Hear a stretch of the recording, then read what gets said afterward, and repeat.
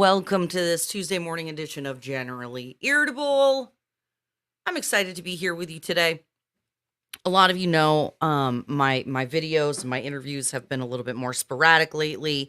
We've been working on different kinds of content and things, but I'm really excited to be here this morning because you guys know, I always like the opportunity to highlight art and culture and areas where conservatives and maybe Ari wouldn't call himself a conservative, but I'm going to call him a conservative. I'm going to say anybody who's not woke, okay? There's now like a whole genre of art, culture, books, music, and it's basically just not woke. It's the kind if you want to just be entertained and not listen to the LGBTQ message or, have all of the woke ideology crammed down your throat. If you just want to read a book and listen to some music, it's harder and harder to do these days because everything that is popularized in our culture seems to kind of be propaganda. I mean, really. And maybe let's be real. If we look back on our history, there was a lot of propagandizing happening. But, hey, here's the deal. Now we know. And the internet is forever and the internet always wins. Now we can see you, fam. We can see you propagandizing us and we don't want it. What we want is just good stuff to read. We want good music to listen to. We want good movies to watch. Shout out to Fall Guy, just total random, you guys. I know it didn't do well at the box office. No movies are doing well at the box office. Fall Guy is an excellent movie. No woke stuff, super fun, lots of explosions. It is a action fans action movie. But that's not what we're here to talk about today. What we're here to talk about today is a series of books called The Kingmaker. So the Kingmaker series. If you go to the kingmakertrilogy.com while we're talking today, you can look into it and you can learn about the author who we have as our guest today. You can order the books. You can get in touch. Our friend of the channel, Pam, the Truthful Therapist, she introduced us to Ari Mendelson, who's going to be joining us today. Author, attorney, you know what? He called himself a polymath or something like that. You guys, I'm not even going to lie. I chose intentionally not to Google what that word meant because I'm going to make him explain it to us on the show. What is a polymath? I have no idea, but that's what he called himself. And so he's written a number of books actually. So he had one book before, and now he's got the Kingmaker trilogy, Kingmaker series, and some of the things that he wrote in his book have actually started to come true, you guys. So people are calling him like a modern day psychic of his age. So before any further ado, you guys, let's bring in Ari Mendelson. He's going to be joining us for the show today. Hello, Ari. Thank you for coming on today. Hey, Erica. Good to see you today. Good to see you. Okay, so I've never had a psychic on my show before, Ari. I've never been a psychic or realized I was one until the last couple of weeks. There are events in the book, for example, that just have come to pass exactly as described this week. For example, in the first book. Tell everybody. Tell them. In the second, don't give up too much of the book. I'm not giving up too much of the book. Okay, all right. Fundamentally, the book is about lawfare, the use of law to get an outsized advantage in politics. Oh, sound familiar, y'all? Lawfare is an ugly, ugly thing, but we have many, many laws in this country, and the laws are made to be user-friendly for the prosecution so that it's easy to get a conviction. That's how the laws are designed. Okay. And that's what this book is about, in part. So one of the things that happens in the book is that an investigative reporter goes and investigates things he shouldn't have investigated according to the elites in the culture. Okay. First thing he had investigated was the Margaret Sanger Center for Reproductive Health, which is thinly disguised for Planned Parenthood. And he gets charged with violating HIPAA. right? The Health Insurance Portability Act. Okay. And he's facing criminal charges for this obscure statute. And as it turns out, just last week, there was a doctor who was investigating the trans treatments on minors in Texas. His name was Dr. Ethan Hyam, by the way, contribute to his defense fund. Okay. And he was charged with 4 felony counts of HIPAA for doing something very similar to what my main character, Jonathan Hall, does. When that was floored. But that wasn't the only thing that happened the last couple of weeks. That was exactly what happened in the Kingmaker series. For example, there's a character in the book, Attorney General George Garrett. And when Jonathan Hall investigates the Margaret Sanger Center,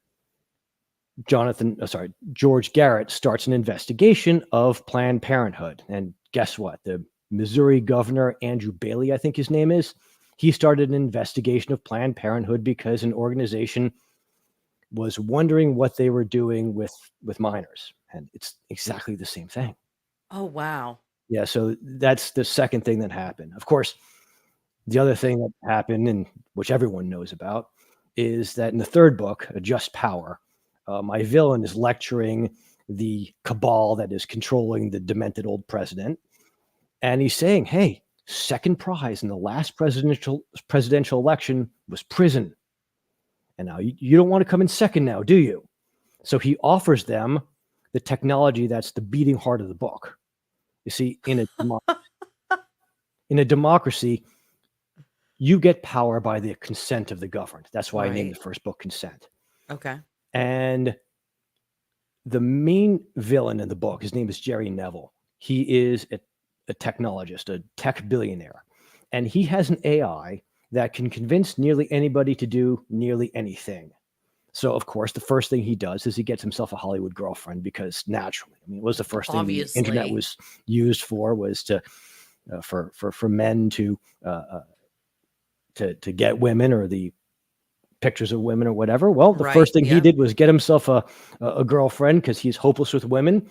Okay. So Wingman, his computer program, convinces a woman, her name is Megan Peters, which sounds suspiciously like petard, like hoist on their own petard. So he convinces Megan Peters to be his girlfriend. And then the Chinese come to him and say, you know, you owe us a lot of money. In fact, you can't afford to pay it off. We've been using your technology that can convince nearly anyone to do nearly anything. And the problem is that the technology wears off. People see something in the real world, and it brings them back. All of a sudden, it brings them back. Exactly. So we want you to make it permanent. And he gets a team together to improve the technology. And the team can't do it because the real world is too complicated. So he has an idea. And the idea horrified me so much, I had to write this thing. Okay. And the idea he has was he's going to use this to make you from one kind of individual to another. And he's going to use it for lawfare. So no longer will politicians have to find an obscure statute like HIPAA or oh my whatever God, the heck they... dude. Like what, bro? Okay, hold on. Hang on. Wait. Okay, hang on. Okay, so when did you write these books? I started them in 2021. It took me 2 years. Okay, wait a second. You see, I wrote a novel back in 2010. It was called Bias Incident. The most politically incorrect novel. Yep. And Bias Incident took place on a college campus, and it talked about the LG, whatever they called it at the time. Right. And how vicious some of these activists were. I'm not talking about ordinary people. I'm talking about the activists. Right. How vicious some of these people are. Yeah. And that was itself a work of prophecy, but that novel took place over a couple months in one little place. Okay. Kingmaker has 5 casts of characters. It's a 3-volume series. It takes place over about a 15-year period. And nothing prepared me for the complexity of writing this thing. And my goal as an author, by the way, was to have you, as the reader, have no idea how complicated this was. Say more about that. what I wanted to do was get you as wrapped up in the characters as you possibly can. Mm, This way, you don't quite realize what messages I'm trying to get through about freedom, about meaning, about repentance, about faith, about family. And I want you to mm. think about those things. I want you to think about the characters and their struggles. I wanted the characters to jump off the page. I wanted my writing to be as visual as possible, partly because it's more enjoyable to read something where you could just see it happening on the page, and Mm. partly because if you could see it happening on the page, I'm hoping someone will come to me with a movie deal. But I love it. I love it, my man. This because why couldn't you make movies out of this? You literally have a trilogy. well, you certainly could. I mean, because if you think about recent events in technology, for Yeah. example, Yeah. what one of the things that inspired me to write the novel was there was a computer program called Alpha Zero, and Alpha Zero mastered a game called Go, Okay. which is a Chinese or Japanese board game that's even more complicated than chess. And computers were not dealing very well with the game. The best human players can just wipe the floor with these computers. Well, And yeah. then they had an AI that mastered the game, and it beat the best human players. And then they came up with a chess program that was programmed with AI, and it beat the best computers because the best computers were already able to beat the world champion. Now, these computers that could beat the world champion, they were outclassed by this AI. And then I realized that persuasion, like chess or Go or some of these other board games, has rules. Okay. And if you can master those rules, you can persuade very, very well. So I wondered what would Mm. happen when AI masters persuasion. Ooh. Oh, you're And freaking me out, that's Ari. Okay, what's hold that? on. No, I said You're freaking me out, Ari. I freaked myself out because what had happened was I started writing this thing. I get about a year into it, and it was extremely difficult going. And Yeah. I remember sitting down to read my central section, the section where he's taking an ordinary American family and making them into something else. And I'm reading this and I'm getting more and more terrified, not only knowing what's going to happen, but having made it happen myself. Yeah. I borrowed in fact, for example, this is, you'll find this entertaining. I borrowed a technique from Shakespeare, and I'd read an article that Shakespeare made Macbeth extra creepy by overusing in certain sections the word the. Because if you use the word the, it's like we've been talking about this before. You know what this is about. So when they're looking at this family, and I'm using, you're talking about the swing that's hanging on the tree in the yard. Mm. It's like you're familiar with that tree. You're familiar with that yard. You're familiar with that swing, and you're familiar with that kid that's on the swing. It's like So it's the swing. It's exactly. the yard. It's not just out. Oh, okay. Okay. I'm sorry. Go ahead. Keep going. So when you're dreading what's going to happen, you're dreading what's going to happen to someone you're familiar with. And that's on a different level than just dreading what's going to happen to somebody. Interesting. Okay. I Okay. tried using the technique, and when I read through it, I was getting more and more and more freaked out Okay. by what I Well, and wrote. this is this what's so interesting is how, I mean, you know, you're when you're talking about the AI and it's persuading people, it's changing people.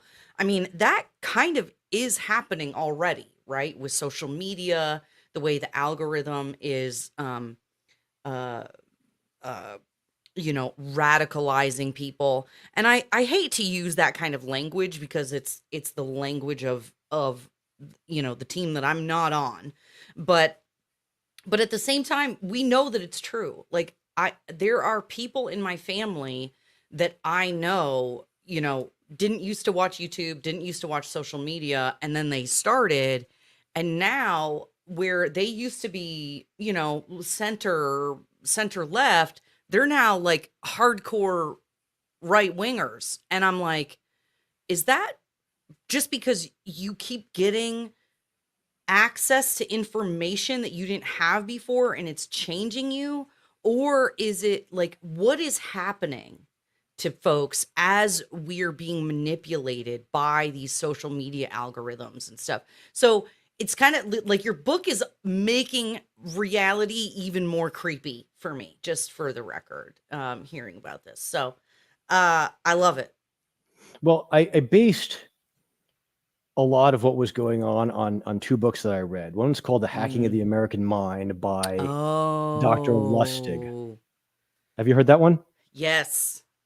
Yeah, he's Yeah. a doctor, and he's talking about nutrition and Yep. about how these food companies have mastered all these techniques to make you say, one more, give me Yep. another. They use food engineers basically to make you addicted to their food. Absolutely. So Yes. one of my characters, he's a consultant for the main villain. He was a psychologist who was hired first by the food industry and then by the gambling industry, because these machine gambling games are just the same thing. They have ways of making you continue to feed your paycheck into the machine until they have what's called player extinction, which means you're broke. And the way they do it, there's a book called Addiction by Design by Natasha Schull, I think her name is. And she describes what's called the near miss effect. If you're going to play a game and you almost win, right? When you have the three sevens on the pay line, you win. Yep. Well, what happens if you win every time? The machine doesn't make any money. But if when you lose, you have 2 sevens, and then the next 7 is on either right above or right below the pay line. Oh, that's It's a near messed miss. up. That's so messed up, Ari. Oh, it gets worse. It gets worse because as you're playing, because they know who's playing the game and they know how long you've been playing, as you're playing, those near misses happen more and more and more frequently. So it feels like you're mastering the game. You're getting better at the game. That's so messed up. Yes. So one of the insights that my character, his consultant, has is we have things on social media like likes and reposts and all these things that give you the same hit of dopamine. What if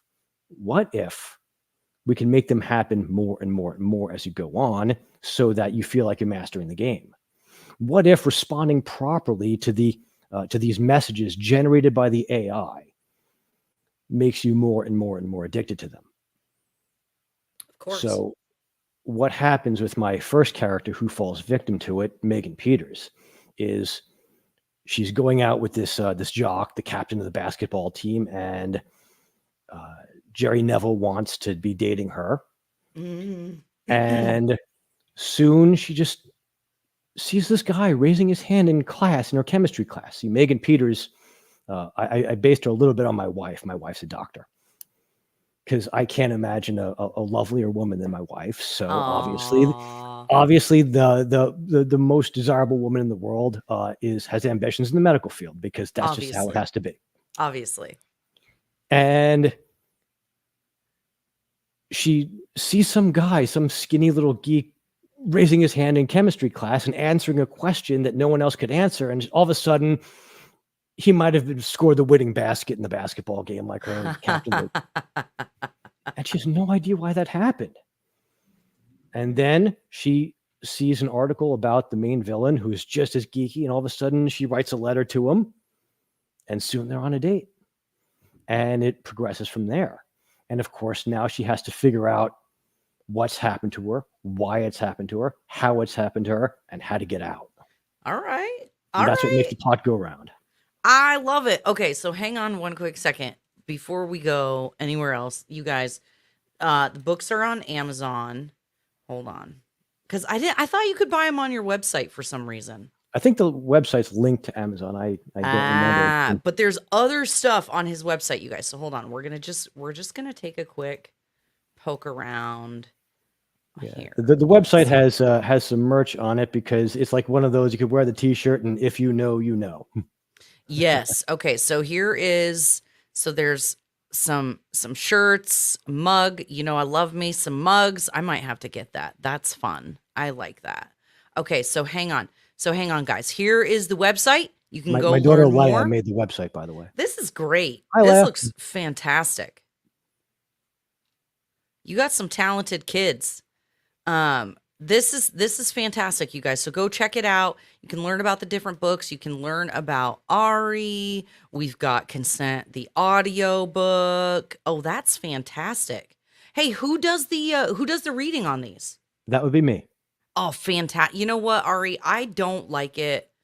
I don't know. Maybe it's just me. I prefer when the author does their own books. There's this pastor I really like. His name is Matt Chandler. And I got one of his books and I was so excited. And some random person reads it. I'm like, but where's the Matt Chandler inflection and the personality? It's like, no. Yeah, So that's good. I did the first book, Consent, on my own. There's an audiobook available on Amazon for the second two. Yeah. And the audiobook on Amazon, I had to just do it by AI simply because the amount of work it took to produce the audiobook myself. I did every single thing myself, was enormous. And if it'll pay off, I will do the second two. I'll be right there in my closet with this microphone here recording the whole thing. But only if it'll pay off. And that's right what people don't. If people don't know, when you do audio recording, if you want good audio recording and you're not like in a studio that's soundproofed and whatever, you literally sit in your closet and it gets hot and it's gross and it's not fun. and I did that. I spent, I think it was 30 hours in that closet doing that. Oh, bless your heart. Oh my God. Okay. So on Amazon, you guys, they're all 4 of his books. Now, these 3, Consent, Just Power, and Due Process. Consent, Due Process, Just Power, in the correct order, all available on Amazon, and his first book, also Bias Incident, which I saw the cover and I was like, I'm made of questions right now. The cover made me want to read the book. This was excellent job, by the way. Yes, it's the only right-wing novel endorsed by Michael Moore. Oh, wait. That's what it says right there in the little circle. Wait, what? I had a neighbor. His name was Michael Moore. Oh my God, you shut up, Ari. Yeah, so I said, Mike, can you do me a favor, please?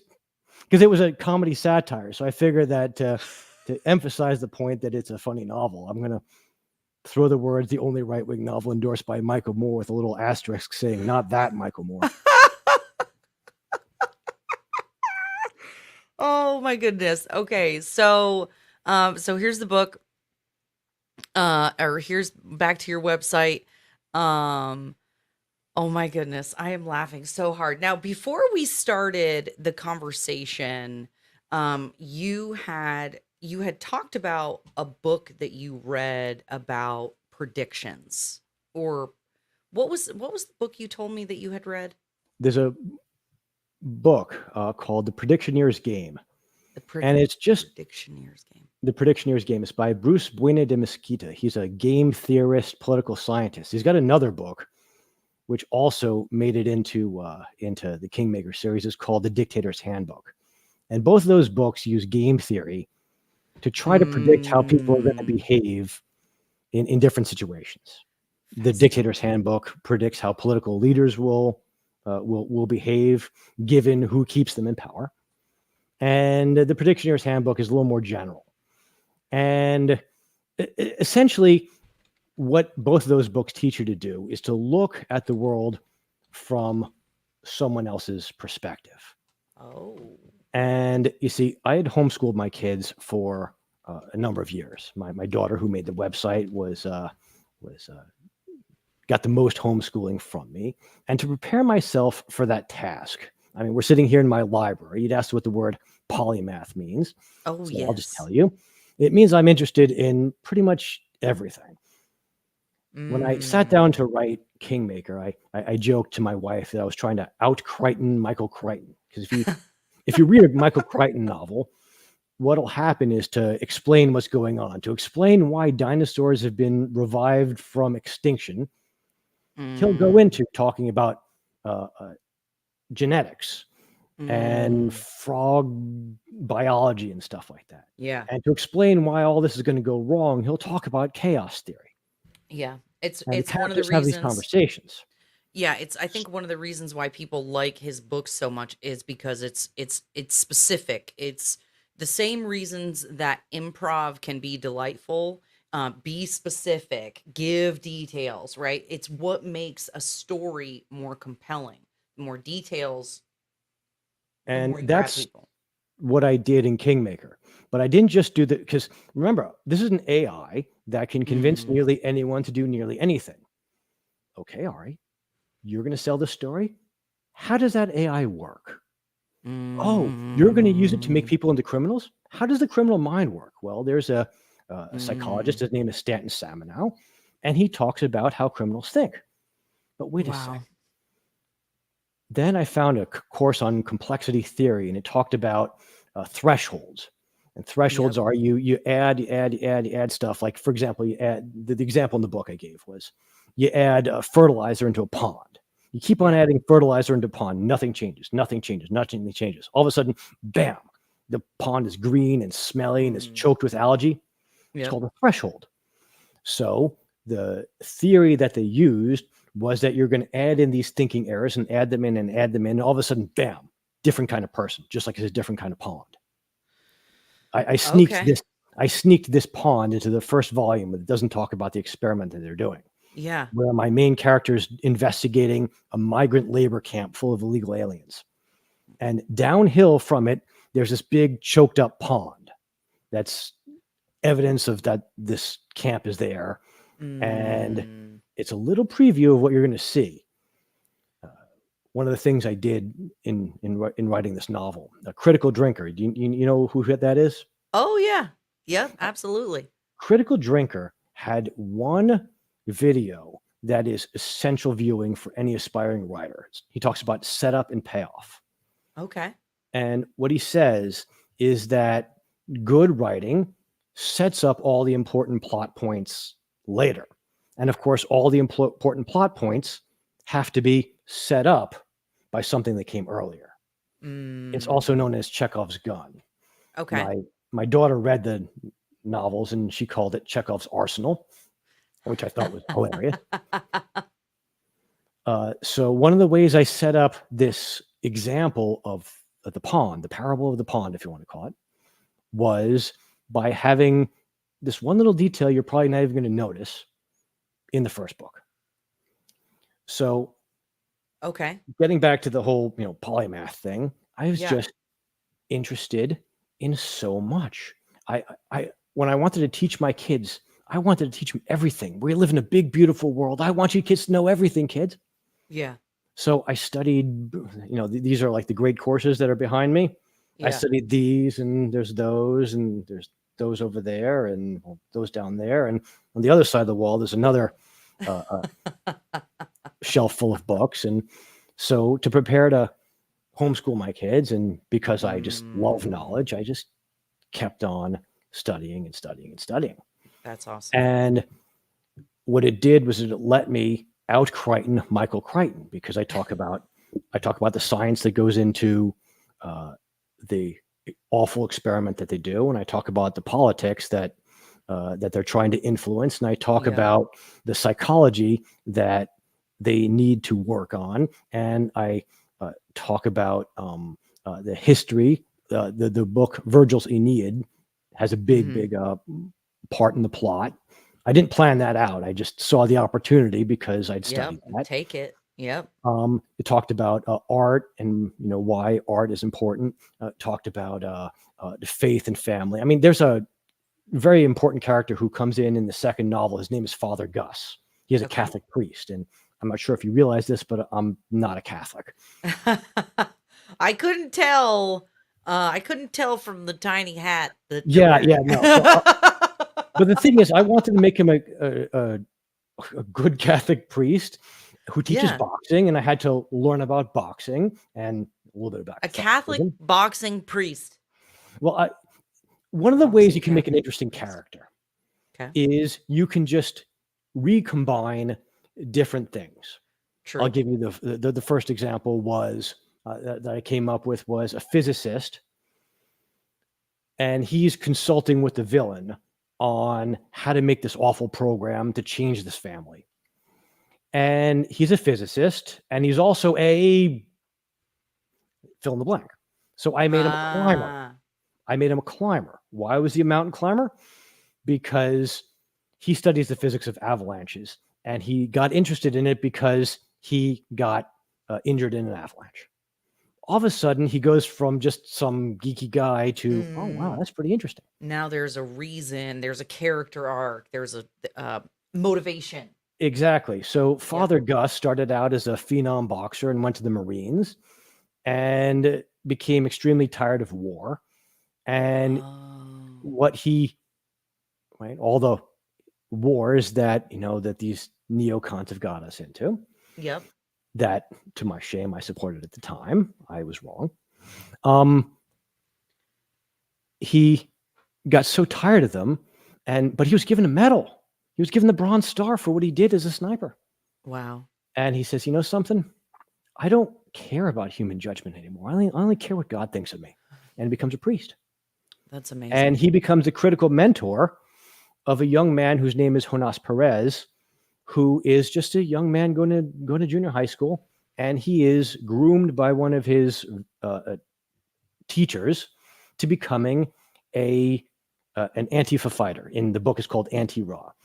And one of the other things I had to study was how cults groom people into becoming cult members. Yep. And here's how he was groomed.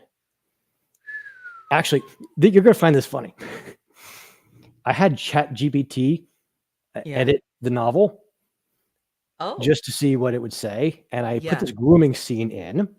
And then I asked ChatGPT, hey, what do you think of Mr. Guerre here, the middle school teacher who grooms this kid? And ChatGPT said that he's using unconventional ways to teach about justice to his student, and he's a great guy.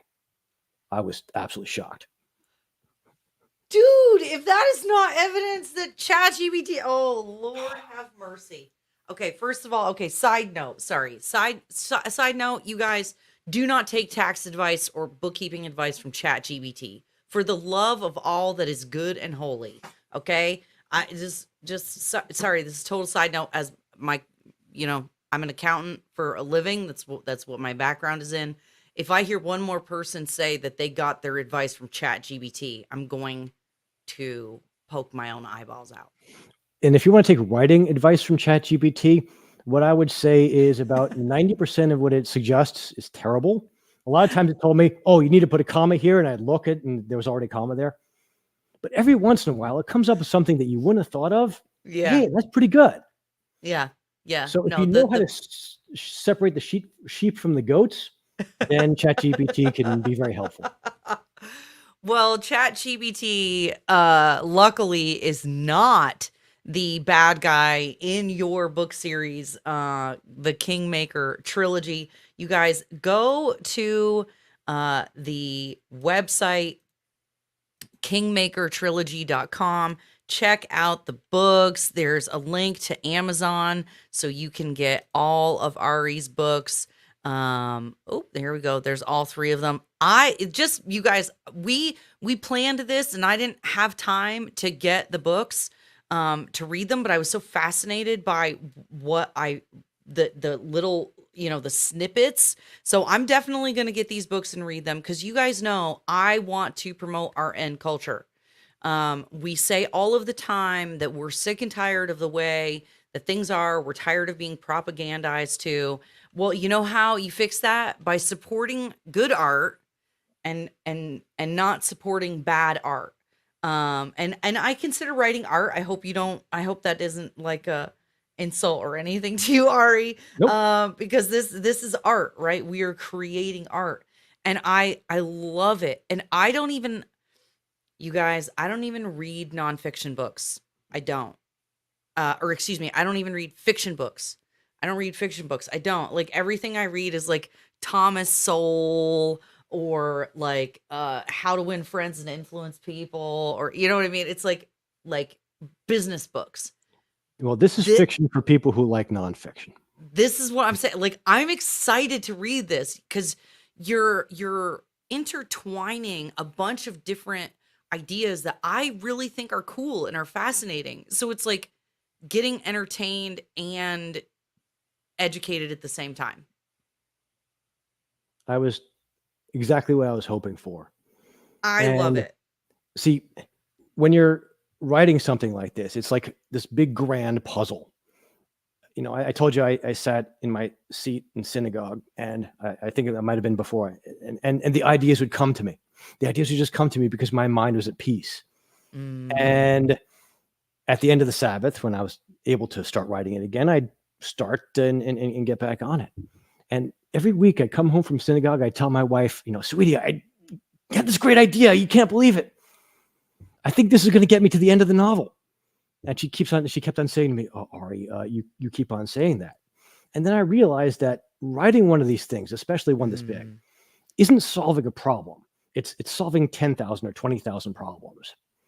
For example, my favorite character, the most fun character that I had was Mei Hua Chang. She was starts out as a high school student in China, and she's taking the world's hardest high school exam and doing pretty well, but not great. Okay. Not good enough to get into the University of Peking or Tsingtao University. She has to settle for Harvard. And she goes to Harvard, and she's a little disappointed by the quality of American students and how woke they are and how weak they are. And she signed up to become a spy for the Chinese. And she's my chaos maker. And what I did with her was I said there's three things about her. One, she's always prepared. Two, she's very clever and a very, very good mimic. And three, she's infinitely seductive. And as your author, making her have those qualities, all of a sudden, you have this character. It's already been established. It's already been set up. Okay, now make her do something really clever and smart and seductive. It takes a lot of thinking to get the right answer. And then it's like, okay, who's her target going to be? What's he like? Yeah. And I knew I wanted her because Eric Swalwell had, was it Christine Fang? Or Fang Fang? I was going to ask. I was like, please tell me that this is inspired by Eric Swalwell. It was inspired by Eric Swalwell. Absolutely. I saw that picture. I said, I have to have one of those. I need one of these. So I made her. It. And you draw the target, and you make the target what you want it to be. And all of a sudden you have somebody who poses like this ultimate challenge because you told the whole world how smart she was. Yeah. And of course, Jerry Neville has this a tool, this infinitely good at persuasion and has infinite insights into people's personalities. Okay, that means that I, as your author, have to draw on all this that I have studied. Yep. And take bits and pieces of all this and make it all make sense as great insights. Because all creativity is recombination, right? Talked about the character who was a climber physicist. Okay, now we have, instead of a chess computer, we have a persuasion computer. You can keep on doing that, like the slot machine I told you about, where the 3 7s align on the pay line. Yep. Because that's all creativity is. That's what it means when you're sitting there with your mind at peace in that place in synagogue or church or wherever you are. And the ideas are coming to you, and you're combining it one after another, after another, after another. Doesn't work. Oh, that works. And as you keep on getting more and more that works, less and less of the remaining solutions work. And that's what made the last book so difficult. Yeah. Was that when the last book came out, Just Power, the second book, Due Process, was like this fireworks display, right? Remember, I told you I had to make Mei Hua Chang as seductive and clever as possible. Well, I did. Yeah. And I had to make this computer as devious as possible. Well, I did. And every time I needed something to happen, I was able to make a new character. Well, the third book rolls around, and there's no more new characters. You got to work with what you got. Yeah. So that's what made the third book so challenging. But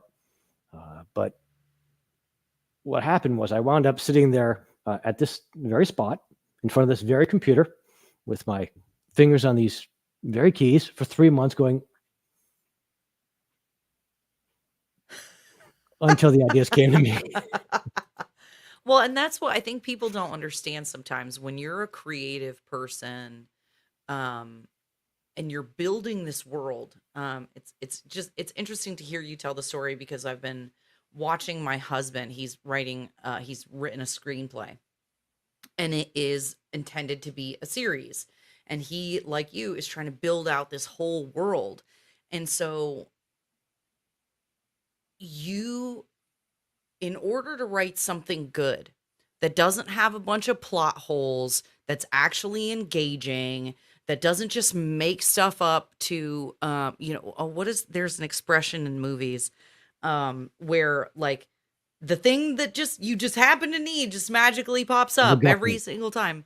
MacGuffin. What's that? The MacGuffin. MacGuffin. Right, exactly. And like, oh, and like in the new Star Wars series, right? Like, oh, now Force realiving people is a thing. Like reanimating human. Now you can heal people. Force healing is now a thing, right? And as the viewer, as the reader, I feel insulted when they do stuff like that. I'm just like, I can tell that you didn't take the time to build out the world in a way that I could stay with you and be with you, because when they do these crazy things, it takes you out of the moment.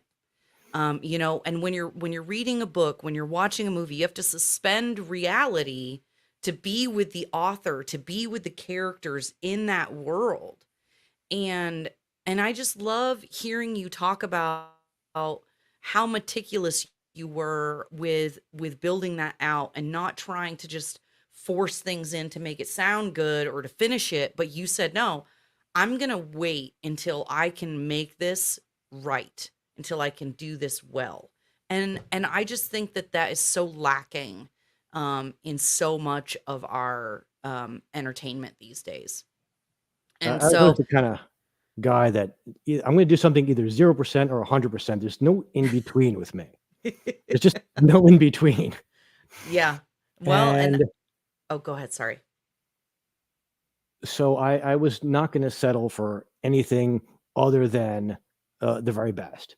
And when you're talking about MacGuffins, there's also the concept of in modern movies of the Mary Sue, that Yep. everybody loves this character and the character's good at everything and Has no flaws. has no flaws. Exactly. Never And fails. I had a process which I call de-Mary Sueization. I just put it in my head. So when I'm making my my characters, especially my main character, Jonathan Hall, Yeah. I based Jonathan Hall on James O'Keefe, the investigative journalist. Yeah. And what I did was I couldn't make him like this perfect guy because that would. And so what I did was I made him mess up in some extremely serious ways. And there are a couple of ways, like his lawyer tells him, don't talk to this prosecutor. He talks to the prosecutor.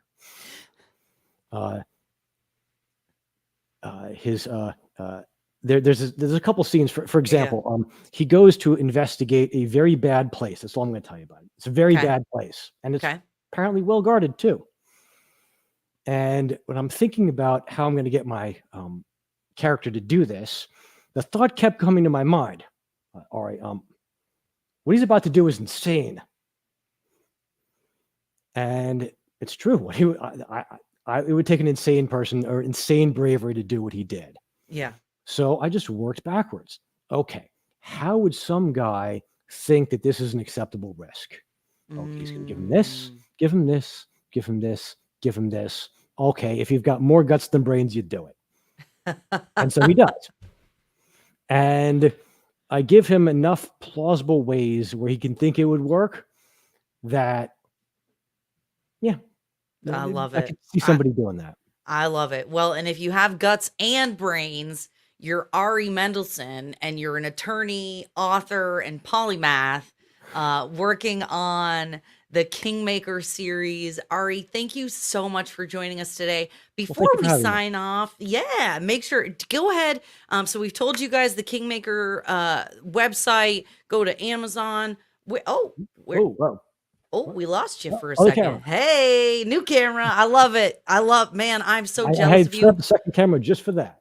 I want a second camera so bad right now. I'm so jealous of you. Okay, so tell everybody your Twitter handles, social media. Where can people follow you and see what else you're up to? Okay, so my Twitter handle is @Kingmaker Series. And you saw my website. Right now, that's what I'm at. I have a YouTube channel with my audiobook on it, R.E.H. Mendelson.